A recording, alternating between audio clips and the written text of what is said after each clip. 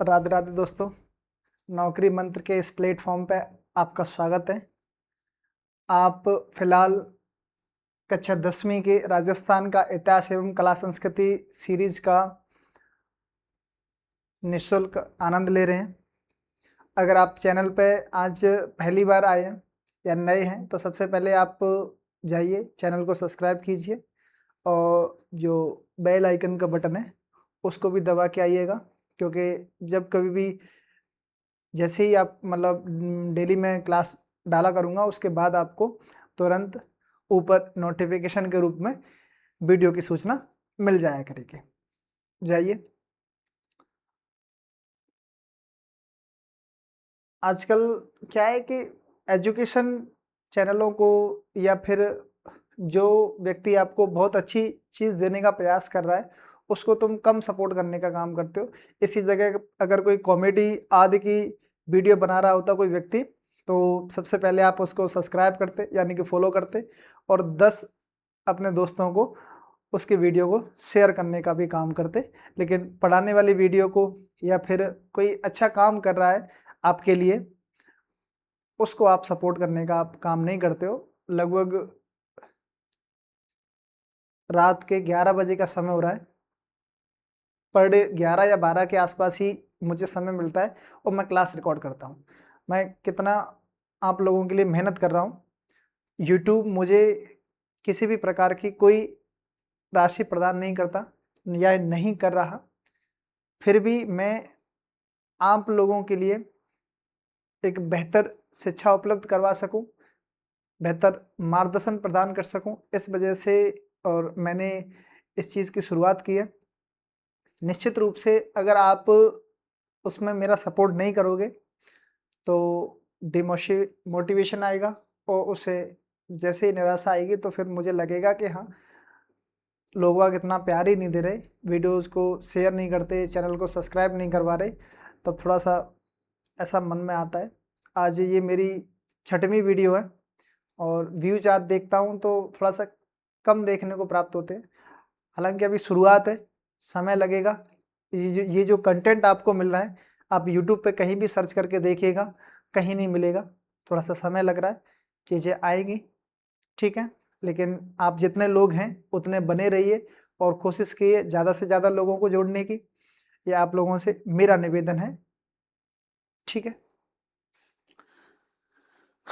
चलें अपने कंटेंट की तरफ। कल तक हमने कुछ हमारे शासक थे उनके बारे में चर्चा कर ली थी। जो सबसे पहले हमने जो शुरुआत की थी अपने उनकी, वो बप्पा रावल से की थी। उसके बाद जैत सिंह पढ़े थे, फिर रतन सिंह, राणा हम्बीर, राणा लाखा, मोकल। मोकल के बाद आज हम उनके पुत्र कुंभा से शुरुआत करेंगे अपनी जर्नी। कहाँ से शुरुआत करने वाले हैं? कुंभा से, ठीक है।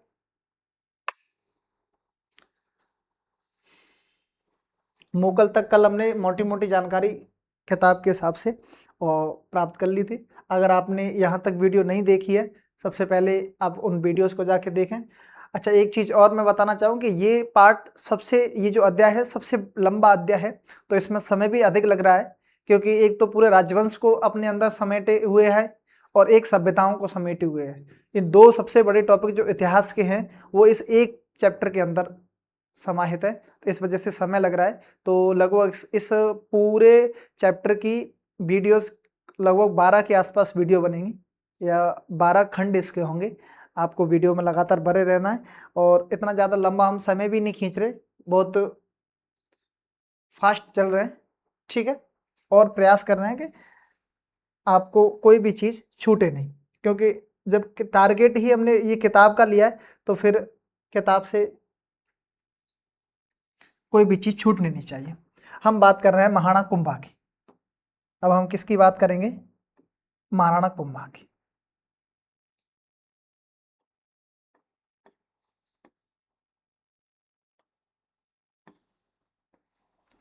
महाराणा कुंभा जिनका समय अगर बात करें शासनकाल की 1433 ईस्वी से लेकर के 1468 ईस्वी तक इनका काल रहा। मोगल के बाद उनका पुत्र उसका पुत्र महाराणा कुंभा 1433 ईस्वी में मेवाड़ का शासक बना। मेरे हिसाब से किताब की जो भाषा शैली है शायद उनको इसमें सुधार कर लेना चाहिए। हमारे जो आदर्श रहे हैं, हमारे पूर्वज जिन्होंने हमारी संस्कृति को बनाए रखा, उनके लिए ये लोग तू तड़ाक वाली भाषा का प्रयोग करते हैं। ये मेरे हिसाब से थोड़ा सा ठीक नहीं है। इनका कहना है कि महाराणा कुंभा मुगल के बाद उसका पुत्र महाराणा कुंभा 1433 ईस्वी में मेवाड़ का शासक बना। इसी लाइन को अगर ये इस तरीके से लिख पाते कि मुगल के बाद उनके पुत्र महाराणा कुंभा 1433 ईस्वी में मेवाड़ के शासक बने, तो क्या हो जाता? कोई बहुत बड़ी बात तो नहीं थी, लेकिन उनके प्रति जो सम्मान है वो विद्यमान रहता, वो इस लाइन में झलकता। अभी थोड़ा सा ऐसा अपमान की स्थिति में आ जाता है कि उसका पुत्र कुंभा। अभी महाराणा प्रताप के लिए भी यही भाषा शैली यूज में होगी, तब थोड़ा सा अंदर एक ऐसा लगता है कि इस तरह की भाषा का प्रयोग हमारे लेखकों को नहीं करना चाहिए था। मुगल के बाद उनके पुत्र महाराणा कुंभा 1433 ईस्वी में मेवाड़ के शासक बने। कौन सी सन में मेवाड़ के शासक? मेवाड़ की राजगद्दी अब किसके हाथों आ गई? महाराणा कुंभा के हाथों। कौन सी सन में? 1433 ईस्वी में। ठीक है। राठौड़ों का मेवाड़ पर प्रभाव समाप्त कर उन्होंने मेवाड़ी सामंतों का विश्वास अर्जित किया। कुंभा ने चित्तौड़ एवं कुंभलगढ़ को अपनी शक्ति का केंद्र बनाया। आपको याद रखने योग्य बात है कि महाराणा कुंभा के आने के बाद कुंभा ने चित्तौड़ और कुंभलगढ़ इन दो को अपनी शक्ति का क्या बनाया? केंद्र बिंदु बनाया। ठीक है। 1437 ईस्वी में सारंगपुर के युद्ध में युद्ध आ गया, सारंगपुर का युद्ध। कौन सी सन में लड़ा गया? 1437 में। 33 में उन्होंने राजमुकुट पहना। मुकुट पहनते ही 1437 में यानी कि 4 साल बाद सारंगपुर का युद्ध हुआ। सारंगपुर का युद्ध मालवा के शासक महमूद खिलजी और महाराणा कुंभा के बीच हुआ। सारंगपुर का युद्ध किस किस के मध्य लड़ा गया? महाराणा कुंभा और महमूद खिलजी। मालवा के शासक थे, मालवा का शासक था महमूद खिलजी, उसके मध्य और महाराणा कुंभा के मध्य युद्ध हुआ, जिसमें महाराणा कुंभा की विजय हुई और खिलजी को क्या बना लिया गया? बंदी बना लिया गया। इस विजय के उपलक्ष्य में कुंभा ने कीर्ति स्तंभ का निर्माण करवाया था। कीर्ति स्तंभ का निर्माण किसके उपलक्ष्य में करवाया? तब आप कहोगे कि सारंगपुर युद्ध के विजय के उपलक्ष्य में, और कीर्ति स्तंभ का क्या करवाया था? निर्माण करवाया था। किसने करवाया था? महाराणा कुंभा ने। किसके उपलक्ष्य में? तो सारंगपुर के युद्ध के विजय के उपलक्ष्य में। ठीक है। नागौर के उत्तराधिकार को लेकर मेवाड़ व गुजरात में युद्ध हुआ। नागौर उत्तराधिकार को लेकर के दोनों में कुछ आपसी वो हुआ था। किस किस के बीच? मेवाड़ के बीच और गुजरात के बीच, जिसमें गुजरात की पराजय हुई। 1453 ईस्वी में कुंभा ने मारवाड़ से मंडौर छीन लिया। 1453 ईस्वी में अब कुंभा ने मारवाड़ मतलब कुंभा के बीच यानी कि मेवाड़ और मारवाड़ के बीच एक तरह से युद्ध हुआ। ये युद्ध नहीं होने की स्थिति में भी उसने मंडौर को अपने अधीन कर लिया, परंतु बाद में संधि कर अपने पुत्र रायमल का विवाह मारवाड़ की राजकुमारी से कर दिया। यानी कि बाद में एक संधि हुई थी, आवल बावल की संधि।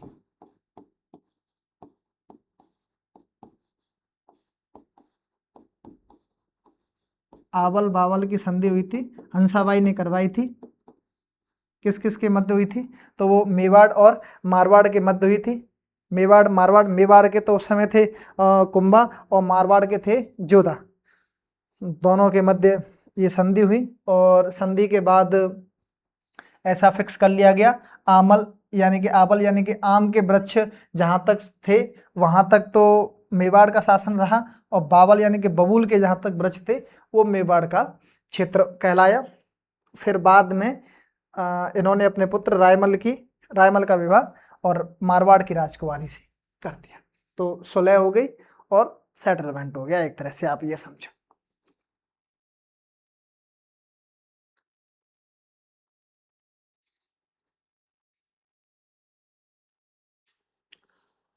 अभी तक हमने कुंभा के बारे में मुख्यतः 4 से 5 बिंदुओं की चर्चा की है।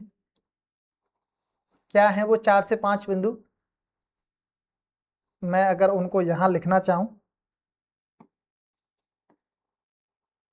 तब आप देखेंगे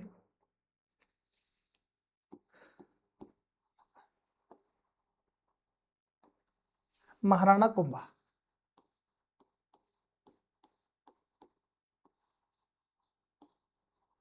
महाराणा कुंभा। अच्छा, समय बताओ। 1433 ईस्वी से लेकर के 1468 ईस्वी तक इनका क्या रहा है, महाराणा कुंभा का शासनकाल रहा है। यानी कि 1433 ईस्वी में इन्होंने ताज पहना और लास्ट में कब तक, 1468 ईस्वी तक। तो सबसे पहले तो इन्होंने अपनी शक्ति का केंद्र किसको बनाया, चित्तौड़ और कुंभलगढ़ को। आपको पहली लाइन तो यही याद रखनी है कि चित्तौड़ और कुंभलगढ़ को शक्ति का केंद्र बनाने वाले सबसे पहले शासक कौन है, महाराणा कुंभा। तो इतना लिख देता हूं, चित्तौड़ एंड कुंभलगढ़ को शक्ति का केंद्र बनाया।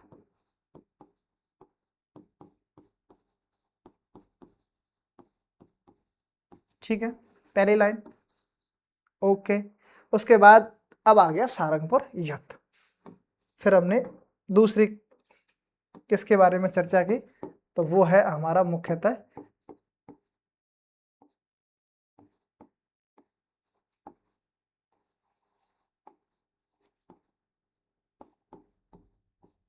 कब हुआ था,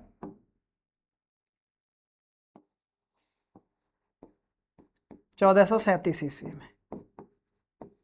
किस किस के बीच हुआ, तो महाराणा कुंभा वर्सेस महमूद खिलजी।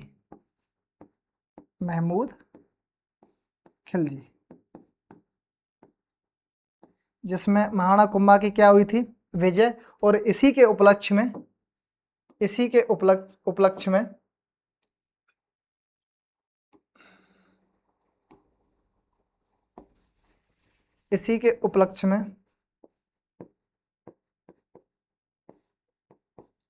कुंभा ने किसका निर्माण करवाया था, कीर्ति स्तंभ का। किसका निर्माण करवाया, कीर्ति स्तंभ का इन्होंने निर्माण करवाया था।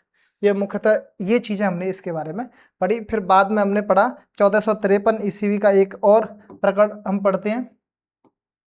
1453 ईस्वी के प्रकरण में मेवाड़ और मारवाड़ के बीच क्या हो जाती है, मतलब कुंभा मारवाड़ से मंडोर छीन लेते हैं। फिर बाद में आवल एवं बावल की संधि होती है। तो ये 1453 में किसकी संधि होती है, आवल बावल की संधि।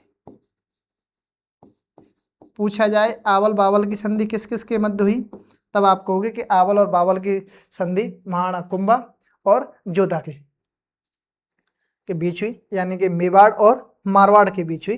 किसकी मध्यस्थता में, अंसाबाई की मध्यस्थता में हुई। बाद में इन्होंने अपने पुत्र रायमल का विवाह मारवाड़ की राजकुमारी से कर दिया था। ठीक है, अभी महाराणा कुंभा के बारे में हमने 3-4 चीजों की जानकारी प्राप्त की। आगे और हम पढ़ते हैं। 1456 ईस्वी में मालवा के महमूद खिलजी व गुजरात के कुतुबुद्दीन ऐबक के बीच चंपानेर की संधि हुई। एक बार हार के बैठ गया, कौन, महमूद खिलजी। बंदी बनाया था, लेकिन हिंदू शासक ऐसे हुआ करते थे, बहुत दिलेर आदमी, ठीक है, छोड़ देते थे, तो उसको छोड़ दिया। फिर बाद में ये जाके गुजरात के कुतुबुद्दीन से इसने कर ली संधि कि अब दोनों मिलके लड़ेंगे, किससे, महाराणा कुंभा से। तो चंपानेर की संधि कब होती है, चंपानेर की संधि होती है 1456 ईस्वी में। किस किस के मध्य, महमूद खिलजी और कुतुबुद्दीन ऐबक, यानी कि मालवा और गुजरात के मध्य चंपानेर की संधि हो गई। इस संधि में यह तय किया गया कि दोनों शासक मिलकर कुंभा पर आक्रमण करेंगे, उसे हराकर उसका राज्य आधा आधा बांट लेंगे। दोनों ने प्लानिंग करी, लेकिन उनको क्या पता था कि महाराणा कुंभा क्या चीज है। 1457 ईस्वी से 1458 ईस्वी में गुजरात व मालवा के शासकों ने मेवाड़ पर आक्रमण किया, मगर कुंभा की कूटनीति से दोनों शासकों में मतभेद पैदा होने के कारण वे विशेष सफलता प्राप्त नहीं कर सके। महाराणा कुंभा ने एक मतलब इस तरीके की विशेष रणनीति तैयार की कि उन दोनों को ही आपस में मतभेद पैदा कर दिए, लड़ा दिया, तो वो एक नहीं हो पाए और एकजुट होकर के और महाराणा कुंभा की ओर या मेवाड़ पर आक्रमण नहीं कर पाए। तो इस तरीके से जो चंपानेर की संधि दोनों के मध्य हुई उसका कोई खास असर दिखा नहीं। अब आते हैं हम, ऐसा माना जाता है कि कुंभा ने 32 दुर्गों का निर्माण करवाया था। 84 दुर्गों में से कितने दुर्गों का निर्माण करवाया था? तो महाराणा कुंभा ने 32 दुर्गों का निर्माण करवाया। परीक्षा में कई बार प्रश्न पूछा गया है, जिनमें सिरोही के कुछ दुर्ग, अचलगढ़, कुंभलगढ़ और ऐसे आदि 32 दुर्गों का निर्माण करवाया। कविराज श्यामल दास भी कुंभा को मेवाड़ के 84 में से 32 दुर्गों के निर्माता बताते हैं, और ये बात श्यामल दास स्वयं कहते हैं कि महाराणा कुंभा ने मेवाड़ के लगभग 84 दुर्गों में से कितने दुर्गों का निर्माण कार्य करवाया? 32 दुर्गों का। कुंभलगढ़ का दुर्ग अपनी विशेष भौगोलिक स्थिति एवं बनावट के कारण प्रसिद्ध है। इसका शिल्पी मंडन है। तो कुंभलगढ़ दुर्ग का शिल्पी कौन है? कुंभलगढ़ दुर्ग का शिल्पी है मंडन। इसको बनाने का काम या इसकी देखरेख में हुआ मंडन की देखरेख में। कुंभा ने चित्तौड़ में कुंभ स्वामी, ये उनकी निर्माण कार्य चल रहे हैं। चित्तौड़ में कुंभ स्वामी मंदिर, श्रृंगार चवरी मंदिर, एकलिंग जी का विष्णु मंदिर एवं रणकपुर के जैन मंदिरों का निर्माण करवाया था, जो अपनी विशालता एवं तक्षण कला के कारण अद्भुत है। कहाँ के? रणकपुर के जैन मंदिर अपनी विशालता के कारण और तक्षण कला के कारण अद्भुत जो ख्याति प्राप्त है वो रणकपुर के जैन मंदिर हैं। तो इनके कई सारी इन्होंने निर्माण कार्य करवाए थे। पहला तो इनका निर्माण कार्य यही आता है कि इन्होंने 32 दुर्गों का निर्माण करवाया था मेवाड़ के अंदर, ठीक है। और इसके बाद उन्होंने कुंभलगढ़ दुर्ग आदि दुर्ग तो 32 दुर्गों में आ ही गए। उसके बाद उन्होंने कई सारे मंदिर भी बनवाए, जैसे कुंभस्वामी मंदिर, श्रृंगार चवरी मंदिर, एकलिंग जी का विष्णु मंदिर और रणकपुर के जैन मंदिर भी इन्होंने ही बनवाए थे, ठीक है। कुंभा एक विद्वान एवं विद्यानुरागी शासक थे। परीक्षा में प्रश्न पूछ लिया भी गया है कि विद्वान एवं विद्या अनुरागी शासक के रूप में जाने जाते हैं, तो वो है महाराणा कुंभा। कान्हा व्यास द्वारा रचित एकलिंग महात्म्य से ज्ञात होता है। एकलिंग महात्म्य किसने लिखी है? एकलिंग महात्म्य लिखा है कान्हा व्यास ने। कि वह वेद, देखो ये परीक्षा में कई बार पूछा गया है कि वेद, स्मृति, मीमांसा, उपनिषद, व्याकरण एवं राजनीति में रुचि रखने वाले शासक का नाम महाराणा कुंभा। वेद, स्मृति, मीमांसा, उपनिषद, व्याकरण एवं राजनीति में विशेष रुचि रखने वाले शासक महाराणा कुंभा। वेद, पुराण, मीमांसा, उपनिषद, व्याकरण, राजनीति, यानी कि विद्वान शासक थे, विद्वान शासक थे। इन्होंने रचनाएं भी लिखी। संगीत राज, याद रखना इनकी कविताएं, वो इनकी रचनाएं संगीत राज, संगीत, मीमांसा और सूड प्रबंध, ये इनकी 3 मुख्यतः ग्रंथ लिखे इन्होंने। संगीत राज, संगीत, मीमांसा और सूड प्रबंध। बाद में इन्होंने कुछ व्याख्याएं, टीकाएं भी की। तो चंडी शतक की व्याख्या की इन्होंने। गीत गोविंद और संगीत रत्नाकर पर इन्होंने टीका भी लिखी थी। किस किस पर? चंडी शतक की तो इन्होंने व्याख्या की, चंडी शतक की व्याख्या की टीका की, गीत गोविंद की टीका की और संगीत रत्नाकर की इन्होंने टीका की। तो यानी कि 3 इनके मुख्य ग्रंथ हो गए और 3 ही इनकी मुख्य टीकाएं हो गई। इनके काल में कवि अत्रि और महेश ने, इनके ही दरबार में रहने वाले कवि थे अत्रि और महेश, उन्होंने कीर्ति स्तंभ प्रशस्ति की रचना की थी। परीक्षा में कई बार, 1000 बार प्रश्न पूछा गया है कीर्ति स्तंभ प्रशस्ति की रचनाकार कौन है? तो वो है अत्रि और महेश। वो किसके दरबारी कवि थे? महाराणा कुंभा के दरबारी कवि थे।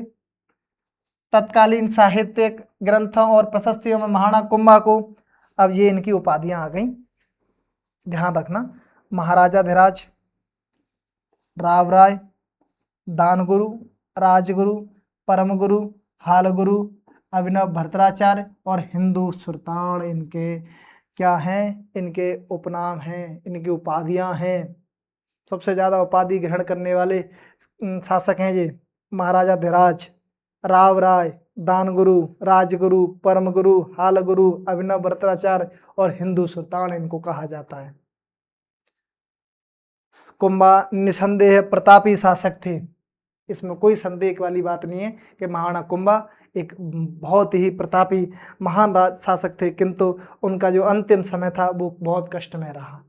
अपने जीवन के अंतिम काल में कुंभा को उन्माद रोग हो गया था, यानी कि एक तरह से पागलपन जिसको कह सकते हैं हम, वो रोग हो गया था। तो उसकी वजह से उनके पुत्र उदा ने 1468 ईस्वी में और महाराणा कुंभा की क्या कर दी, हत्या कर दी। इस वजह से इनको पितृहंता भी कहा जाता है। उदा को क्या बोला जाता है, पितृहंता, यानी कि पिता की पिता की हत्या करने के कारण इनको पितृहंता भी कहा गया है।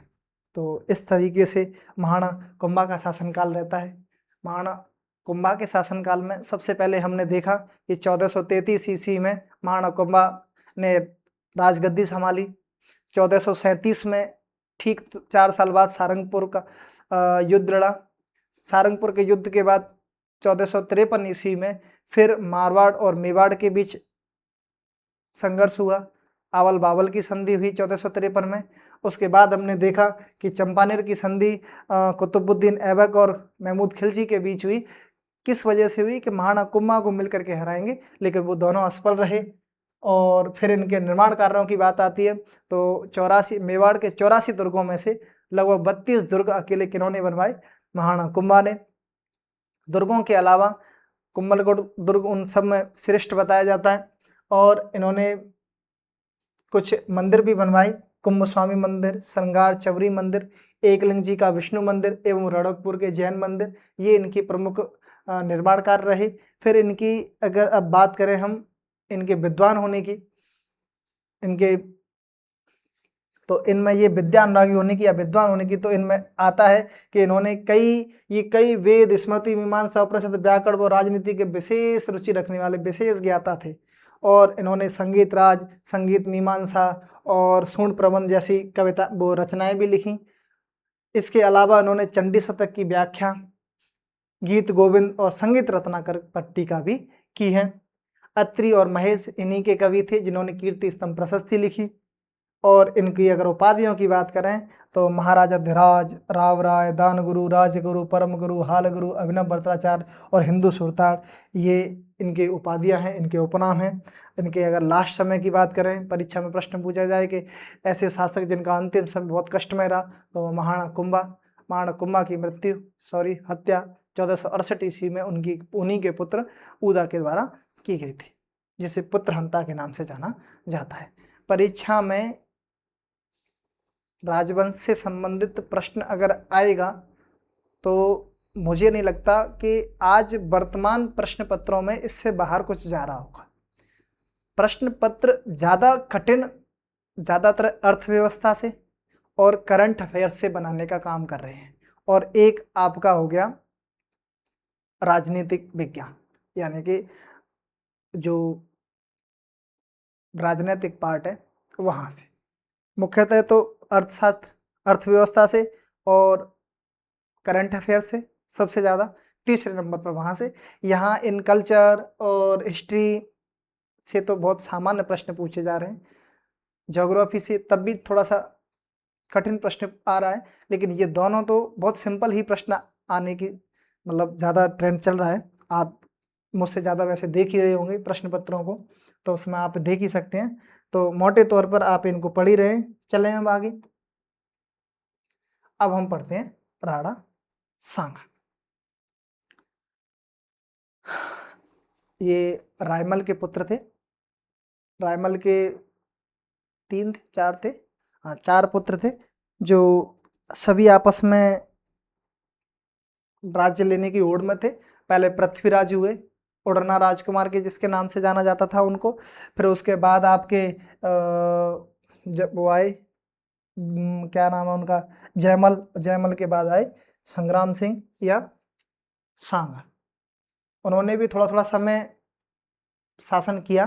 तो उन दोनों भाइयों ने भी लास्ट में आकर के सत्ता किसके हाथों में आई, तो वो राणा सांगा के हाथों में आई। अब हम पढ़ते हैं राणा सांगा। सांगा के शासनकाल की बात करें, राणा सांगा का शासनकाल 1509 ईस्वी से और 1528 ईस्वी तक रहा। सांगा या जिन्हीं को हम संग्राम सिंह भी कहते हैं, उनके 3 भाई पृथ्वीराज, जयमल और राज सिंह। राज सिंह का तो शासन नहीं रहा है इतना, लेकिन वो पृथ्वीराज और जयमल जरूर रहे हैं। चारों ही स्वयं को अपने पिता का उत्तराधिकारी मानते थे, इस कारण उनमें संघर्ष होना स्वाभाविक था। इस संघर्ष में अंततः सांगा की विजय रही, यानी कि शासन उन्होंने नहीं थोड़ा थोड़ा सा किया था, लेकिन मूलतः फिर शासन किसके हाथों में आ गया? संग्राम सिंह के, सांगा के। इतिहास में हिंदूपत के नाम से प्रसिद्ध है। परीक्षा में कई बार प्रश्न पूछा जाता है, हिंदूपत के नाम से प्रसिद्ध शासक कौन है? तो वो है महाराणा सांगा या संग्राम सिंह। सांगा 1509 ईस्वी में और मेवाड़ के क्या बने? शासक बने। 1509 ईस्वी में मेवाड़ के शासक। मेवाड़ की अब राजगद्दी किसके हाथों आ गई? तो मेवाड़ की राजगद्दी आ गई महाराणा सांगा के हाथों। कौन सी सन में? 1509 ईस्वी। हिंदूपत के नाम से इनको जाना जाता है, यानी कि हिंदूपत के हाथों में आ गई मेवाड़ की राजगद्दी। इस समय मालवा पर सुल्तान नसरुद्दीन शासन कर रहा था। 1511 ईस्वी में सुल्तान की मृत्यु के बाद उत्तराधिकार का संघर्ष छिड़ गया, जिसमें राजपूत सरदार मेदिनी राय के सहयोग से महमूद खिलजी द्वितीय को सफलता मिली। उसी समय ये बात अगर मालवा की चलें, क्योंकि मेवाड़ मारवाड़ इनके पास में मालवा था, तो मालवा से संबंध बिल्कुल नज़दीक हुआ करते थे। तो जो घटनाएं मालवा में हुआ करती थी उसका असर सीधा यहाँ पड़ता था। तो वहाँ के शासक नसरुद्दीन शाह की मृत्यु हो जाती है। फिर नसरुद्दीन शाह की मृत्यु के बाद महमूद खिलजी द्वितीय राजपूत सरदार मेदिनी राय के सहयोग से और मालवा पर क्या कर लेता है? अधिकार कर लेता है। इस सफलता से मेदिनी राय का कद बढ़ गया था, वह अब एक तरह से मालवा का अप्रत्यक्ष शासक बन गया। अंततः मालवा के अमीरों ने गुजरात की सहायता से मेदिनी राय को इस स्थिति से हटा दिया। मेदिनी राय राणा सांगा की शरण में चला गया। अब ये मेदिनी राय किसकी शरण में आ गया? राणा सांगा की में। मालवा से भाग करके कहाँ आ गया? राणा सांगा। मालवा एवं मेवाड़ में युद्ध हुआ और इसी वजह से, इसी कारण से कि मेदिनी राय के शरण लेने के कारण मेवाड़ और मारवाड़ में युद्ध हुआ, मालवा और मेवाड़ में युद्ध हुआ। मालवा का सुल्तान महमूद खिलजी द्वितीय पराजित हुआ और राणा द्वारा बंदी बना लिया गया। तो मालवा और मेवाड़ में युद्ध हुआ, जिसमें सुल्तान महमूद खिलजी द्वितीय हारा गया। पराजित करके राणा सांगा ने उसको क्या बना लिया? बंदी बना लिया।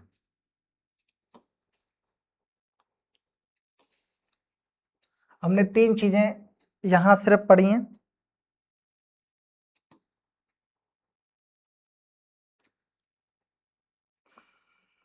अच्छा, हमने यहाँ कुंभा के बारे में हमने यहाँ विस्तार से नहीं पढ़ पाया।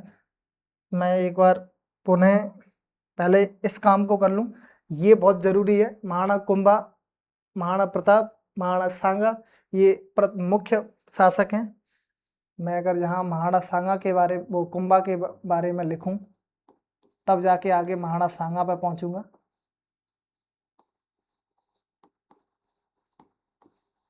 कुंभा, जिनका शासनकाल कब से कब तक रहा है? 1433 से 1468। 1433 से 1468।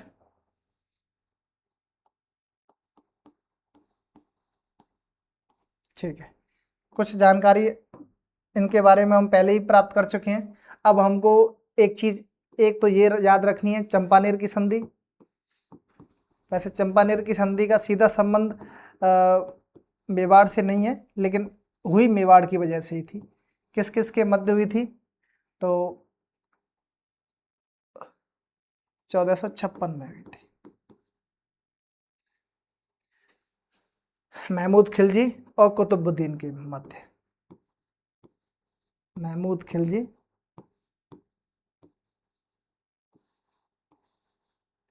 प्लस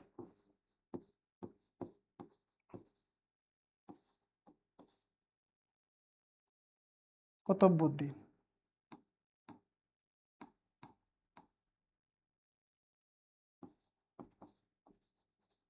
कुतुबुद्दीन के मध्य। ठीक है, दोनों को किस वजह से हुई? कि वो मेवाड़ को हराना है। बाद में 57-58 में दोनों में गुजरात और मालवा के शासकों ने मिलकर आक्रमण किया, लेकिन वो असफल रहे, यानी कि इसका कोई खास असर पड़ा नहीं। और हमने क्या इसके बारे में पढ़ा, महाराणा कुंभा के बारे में हमने पढ़ा था कि 32 दुर्गों का निर्माण कार्य करवाया, 32 दुर्गों का निर्माण करवाया। इनके अगर निर्माण कार्य की बात करें तो निर्माण कार्य में 32 दुर्गों का निर्माण कार्य करवाया। और इन्होंने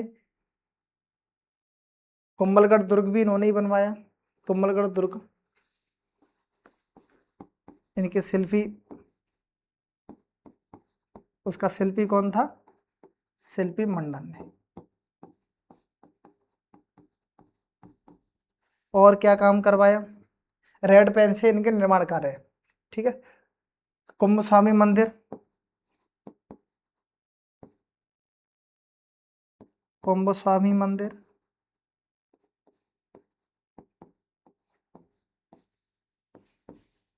और श्रृंगार चबरी मंदिर,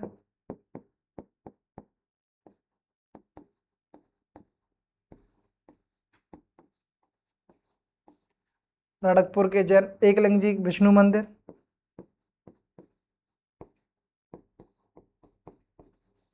एकलिंग जी विष्णु मंदिर,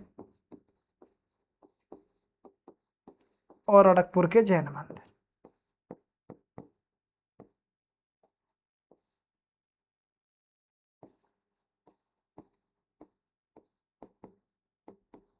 ये इनके मुख्यतः क्या थे, निर्माण कार्य, ये इनके मुख्यतः निर्माण कार्य हैं जो ये रहे। अब इनकी मैं अगर रचनाओं की बात करूं, मैं इसको हटा दूं, इनकी प्रमुख रचनाओं की बात करूं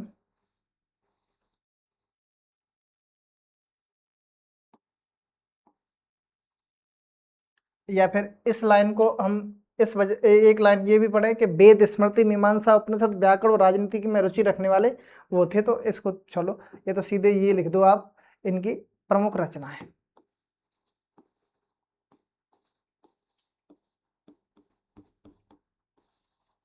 प्रमुख रचना है, 3 इनकी प्रमुख रचनाओं की हम बात करते हैं। संगीत राज, संगीत मीमांसा और सूड प्रबंध।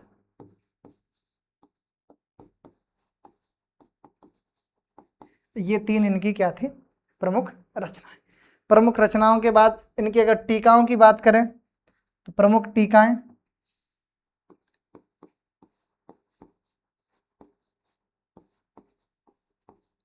प्रमुख टीकाएं तो इन्होंने 3 प्रमुख टीकाएं की। 3 इन्होंने प्रमुख क्या की टीकाएं, एक तो चंडी शतक की व्याख्या की,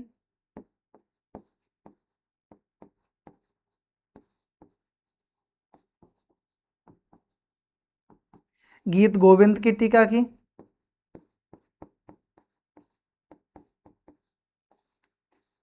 गीत गोविंद की टीका की, और संगीत रत्नाकर,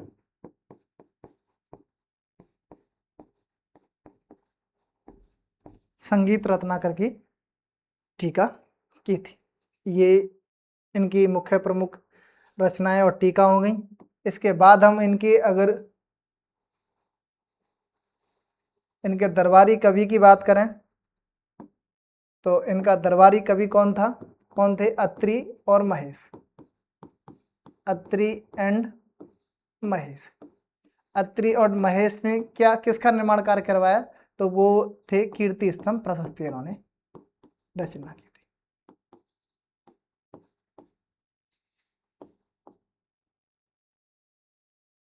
कीर्ति स्तंभ प्रशस्ति की इन्होंने क्या की थी,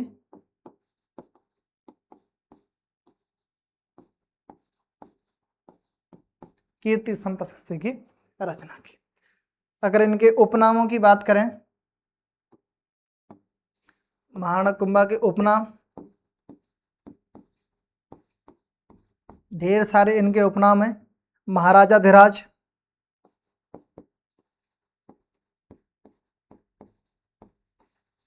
महाराजाधिराज,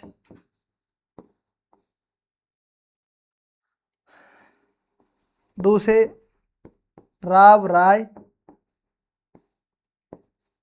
तीसरे दानगुरु, राजगुरु, परम गुरु,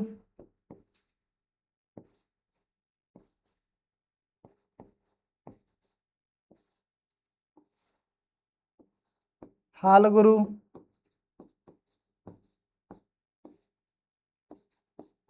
और अभिनव भट्टाचार्य,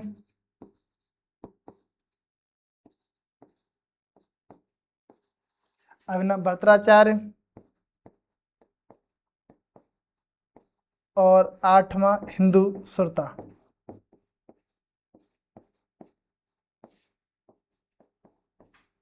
ये मुख्यतः किताब के अंदर इनके उपनाम दिए गए हैं। महाराजाधिराज, राव राय, दानगुरु, राजगुरु, परमगुरु, हालगुरु, अभिनव भट्टाचार्य और हिंदू सुरता। ठीक है।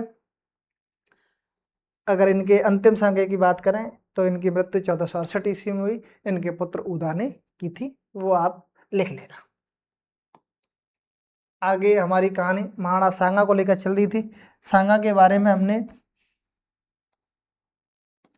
महाराणा सांगा के बारे में हमने 2-3 चीजें प्राप्त जानकारी हासिल कर ली थी। महाराणा सांगा, महाराणा सांगा का शासनकाल 1509 से 1528 ईस्वी तक रहा। इनको क्या, इन्होंने शासन कब संभाला? 1509 में। ये तो इस डेट से पता ही चल रहा है। इनको हिंदू पद के नाम से जाना जाता था। हिंदू पद के नाम से जाना जाने वाले तो वो कौन थे? राणा सांगा। बाकी चर्चाएं हमने कर ली थी, आगे हम पढ़ते हैं। इन्होंने खिलजी सेकंड को बंदी बना लिया। ईडर के उत्तराधिकार का प्रश्न, अब ये अभी थोड़ी देर पहले तो मालवा का उत्तराधिकार को लेकर के संघर्ष में उनका इन्वॉल्वमेंट हुआ। अब ईडर के उत्तराधिकार का प्रश्न, नागौर पर अपना प्रभाव स्थापित करने का प्रयास और मालवा को सहयोग देने आदि ऐसे मसले थे जिनको लेकर सांगा व गुजरात के सुल्तान मुजफ्फर के बीच संघर्ष हुआ। अब किस किस के बीच हुआ? राणा सांगा और सुल्तान मुजफ्फर के बीच। कई सारे मुद्दे थे। ईडर का उत्तराधिकार था, या नागौर पर अपना प्रभाव जमाने का, यानी कि नागौर का पर अधिकार का बात आती है। ये 2 ऐसे मसले थे जिनको लेकर के महाराणा सांगा और मुजफ्फर के मध्य क्या हुआ? संघर्ष हुआ। अंतिम रूप से सफलता किसी पक्ष को नहीं मिली, यानी कि अनिर्णायक फैसला रहा। 1517 ईस्वी में महाराणा सांगा ने खातौली, जो वर्तमान में कहाँ पड़ता है, कोटा के युद्ध में दिल्ली के सुल्तान इब्राहिम लोदी को परास्त किया था। तो अब मुख्यतः एक युद्ध आ गया हमारे लिए, खातौली का युद्ध। कहाँ का युद्ध? खातौली का युद्ध, यानी ये कोटा में हुआ, लड़ा गया था।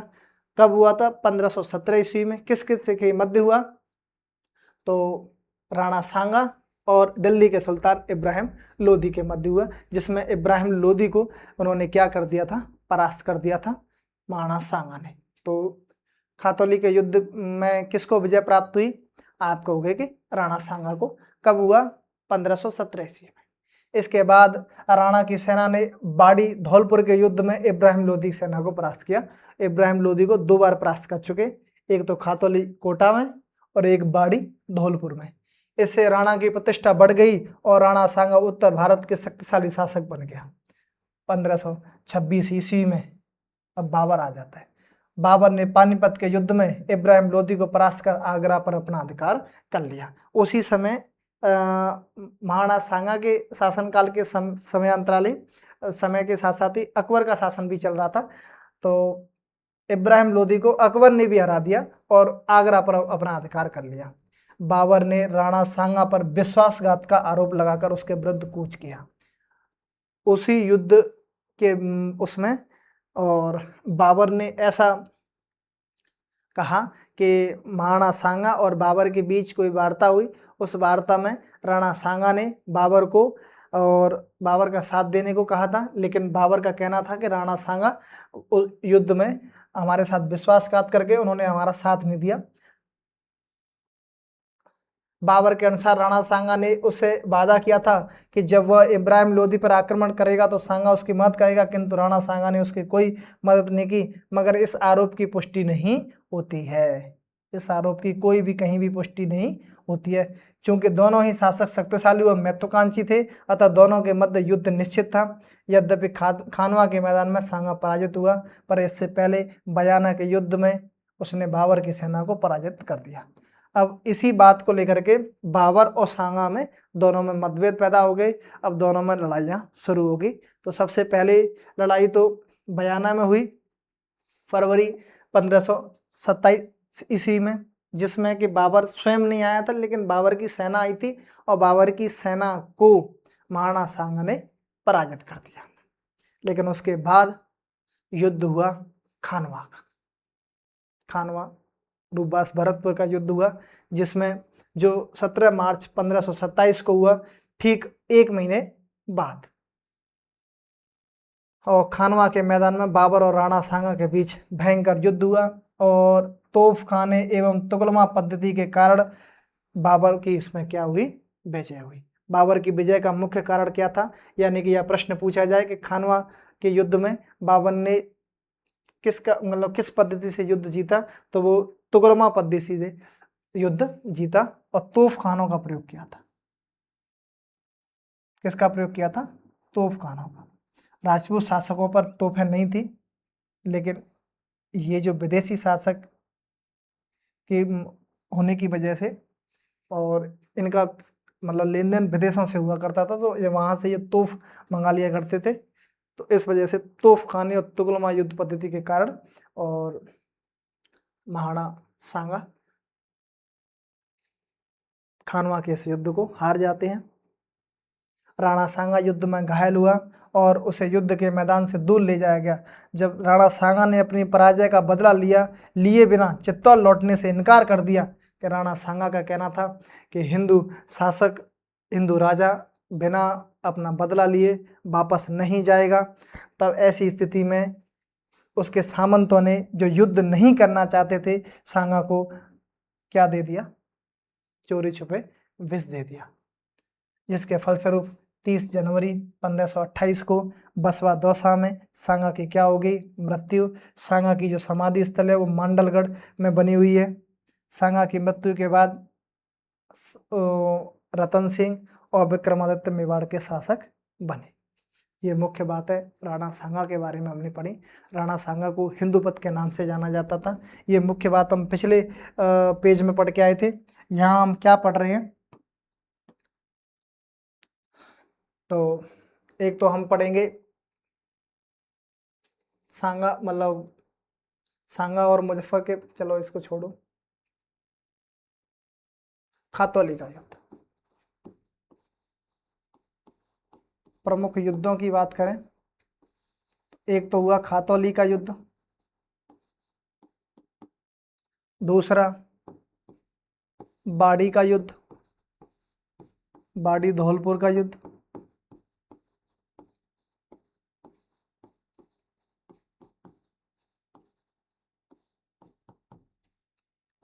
और उसके बाद बयाना का युद्ध,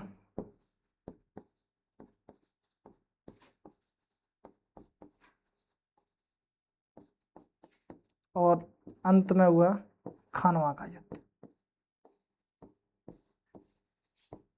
युद्ध तो कई सारे हुए, लेकिन ये मुख्य युद्ध हैं जिनका वर्णन हमको इस पुस्तक के अंदर दिया गया है। खतौली का युद्ध 1517 ईस्वी में हुआ। धौलपुर बाड़ी का युद्ध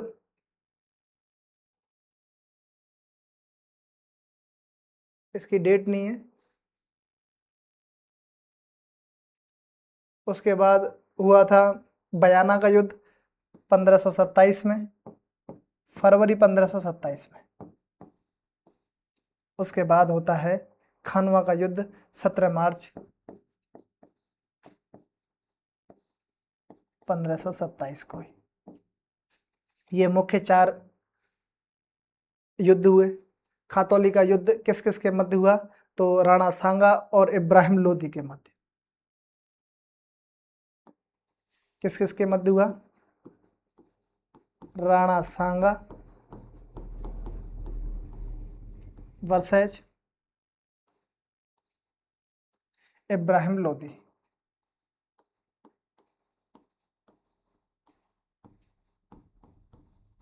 किसकी विजय हुई? राणा सांगा की विजय हुई। उसके बाद हम पढ़ते हैं धौलपुर।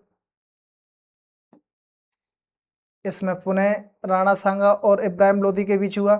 इसमें पुनः उन्हीं की राणा सांगा की विजय हुई।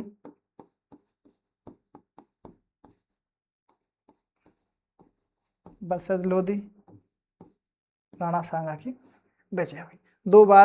दोनों बार राणा सांगा ने सुल्तान इब्राहिम लोदी को पराजित किया। उसके बाद बयाना का युद्ध। तो बयाना का युद्ध हुआ था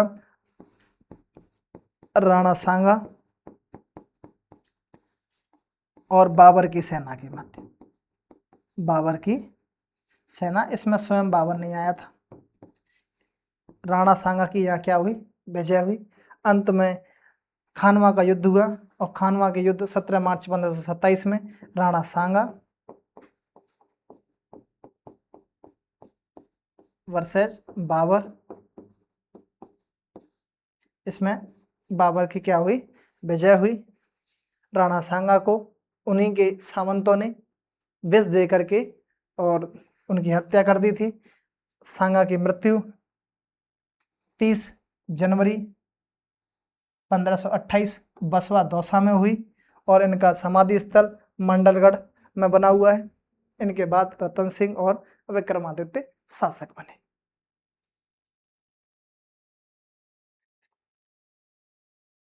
राणा उदय सिंह राजस्थान के इतिहास में अपने बलिदान के कारण ख्याति प्राप्त पन्नाधाय। पन्नाधाय को आप सब जानते होंगे। जब छोटे छोटे से थे तब हम एक ये पाठ आया करता था पन्नाधाय का। अपने पुत्र चंदन का बलिदान करके उदय सिंह को बनवीर से बचाया था। पन्नाधाय ने अपने पुत्र चंदन का बलिदान करके उदय सिंह को बचाया था। किससे? बनवीर से। उदय सिंह को बचाकर कुंभलगढ़ के किले में रखा था। कहाँ रखा था? कुंभलगढ़ दुर्ग में। तो 2 मुख्य बातें होगी उदय सिंह को लेकर के। यही मालवा के सहयोग से 1537 ईस्वी में उदय सिंह का क्या हुआ? राज्याभिषेक। कब हुआ? 1537 ईस्वी में। 1537 से 1572 तक इनका शासनकाल रहा।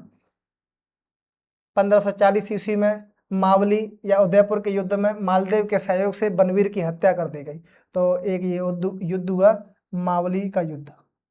मावली का युद्ध किस किस के मध्य हुआ? तो महाराणा उदय सिंह और किसके बीच? बनवीर के बीच, जिसमें बनवीर की हत्या कर दी गई थी। किसके सहयोग से? मालदेव के सहयोग से। मेवाड़ की पैतृक सत्ता उदय सिंह ने प्राप्त की। उदय सिंह ने 1559 ईस्वी में उदयपुर को नगर को बसाकर उसे अपनी क्या बनाया? राजधानी। तो सबसे पहले उदयपुर को राजधानी बनाने का काम किसने किया था? उदय सिंह ने। कब बसाया उदयपुर को? 1559 ईस्वी में। उदयपुर शहर को कब बसाया? 1559 ईस्वी में। और सबसे पहले उसको राजधानी बनाने का काम भी किसने किया था? राणा उदय सिंह ने। और इन्होंने क्या काम करवाया? उदय सागर झील का निर्माण करवाया। मोती मगरी के सुंदर महलों का निर्माण करवाया। अक्टूबर 1567 ईस्वी में अकबर ने चित्तौड़ पर क्या कर दिया? आक्रमण कर दिया। 1567 ईस्वी में अब आक्रमण कर देता है अकबर। किसके ऊपर? उदय सिंह के या चित्तौड़ पर। अपने सरदारों की सलाह पर उदय सिंह किले की रक्षा का भार जयमल और फत्ता को देकर के सौंप गया। कई बार परीक्षा में प्रश्न पूछा गया है जयमल और फत्ता। जयमल और फत्ता आपको विशेष नाम याद रखनी है। गोरा बादल वहाँ आए थे रतन सिंह के समय। यहाँ जयमल और फत्ता हैं। ये 2 सेना नायक लड़ते लड़ते वीर गति को प्राप्त हो गए थे। किले की रक्षा के दौरान जयमल और फत्ता वीर गति को प्राप्त हुए। अकबर ने जयमल और फत्ता की वीरता से मुग्ध होकर आगरा के किले के बाहर उनकी हाथी पर सवार पत्थर की मूर्तियां बन लगवाई। वो कितने महान होंगे, कितने वीर योद्धा होंगे, जिन योद्धाओं की उनका शत्रु अपने द्वार पर और उनकी मूर्तियां लगवाता है। तो सच में कितने वीर योद्धा रहे होंगे, ये इस बात से इनका प्रमाण मिलता है। उदय सिंह के बारे में हमने क्या मुख्य बात है जानी। राणा उदय सिंह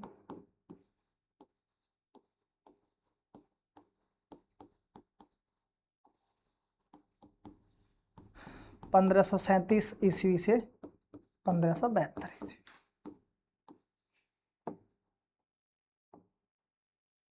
सबसे पहले तो पन्नादाय का जिक्र आता है तो वो यहीं आता है। एक बस नाम याद रखना पन्नादाय, उससे आपको कहानी अपने आप याद आ जाएगी। राज्याभिषेक कब हुआ? तो कुंभलगढ़ किले में हुआ। कुंभलगढ़ किले में राज्याभिषेक हुआ 1537 ईस्वी में। उसके बाद और क्या हुआ? इन्होंने मावली के युद्ध में, एक युद्ध हुआ मावली का युद्ध,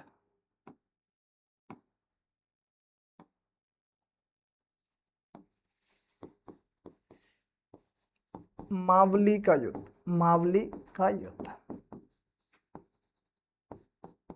मुख्यतः तो उदय सिंह का उसके मालदेव और उनके बीच हुआ था। उदय सिंह तो तब छोटे थे, तो मुख्यतः मालदेव ने सारा कार्यभार संभाला था, लेकिन लिखा उदय सिंह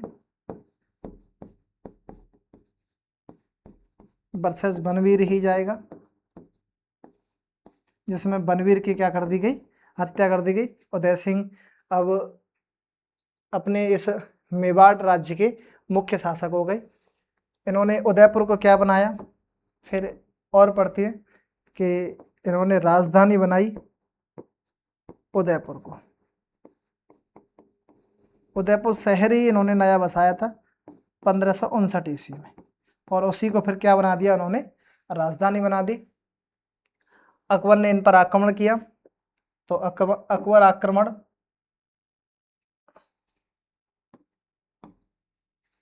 अकबर आक्रमण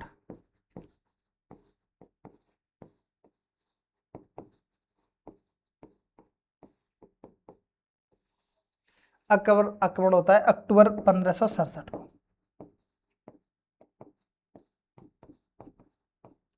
जिसमें ये पूरा राजपाट किसके हाथों संभाल के चले गए?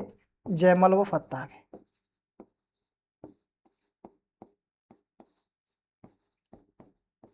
किताब के अंदर मोटी मोटी चीज़ें की जानकारी दी गई है। तो और जयमल और फत्ता के बारे में एक कथन आपको याद रखना, एक ये बात याद रखना कि उनकी स्वयं अकबर ने अपने किले आगरा के किले के सामने और हाथी पर बैठे हुए इनकी क्या बनवाई थी? मूर्तियां बनवाई थी जयमल और फत्ता की। ये मुख्य मुख्य जानकारियाँ रहीं इन शासकों के बारे में। कौन कौन से शासक पढ़े हमने? सबसे पहले महाराणा कुंभा को पढ़ा।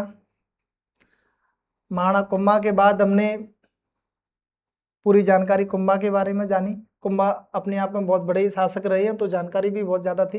राणा सांगा को पढ़ा।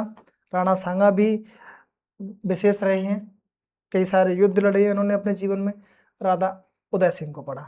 कल हम अपनी चर्चा करेंगे महाराणा प्रताप, सबसे महान प्रतापी शासक महाराणा प्रताप के बारे में कल चर्चा करेंगे। कल उनकी वीर गाथाएं सुनेंगे, वीर गाथाएं जानेंगे।